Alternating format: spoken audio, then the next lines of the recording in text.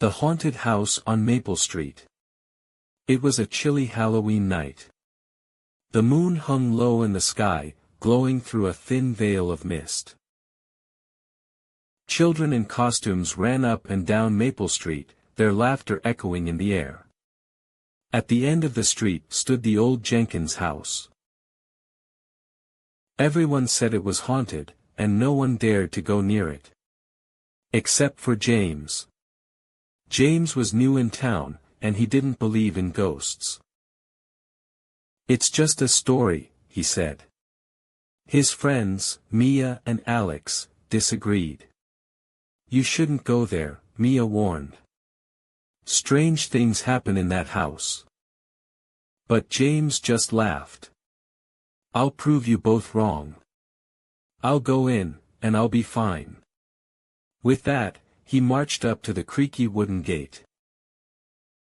Mia and Alex stayed back, watching nervously. James pushed open the door, which groaned loudly, and stepped inside. The house was cold, and a thick layer of dust covered everything. Old furniture sat untouched for years.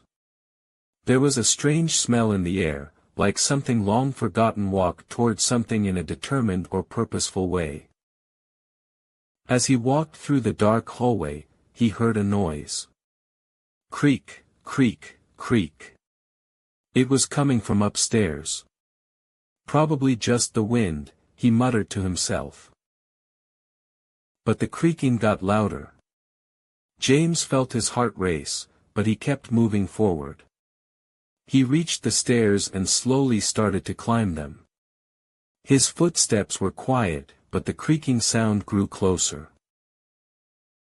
At the top of the stairs, he saw a door slightly open.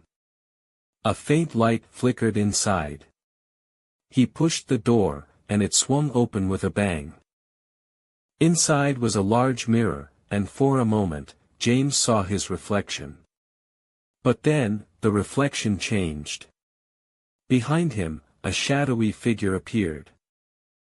Its face was pale, with hollow eyes and a long, dark cloak. James turned around quickly. No one was there. He looked back at the mirror. The figure was still there. Moving closer.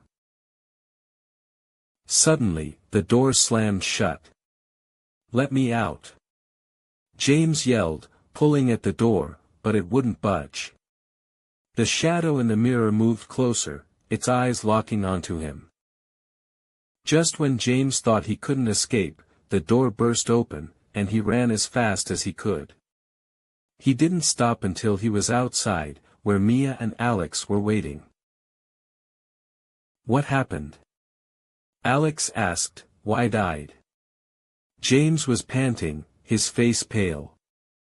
"You were right," he said. "It is haunted." From that night on, James never went near the Jenkins house again.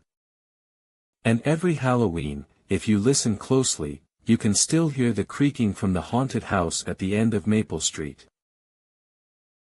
If you like our channel, subscribe now, and don't forget to turn on notifications so you're always ready for our next adventure in learning. Let's make English learning fun and easy.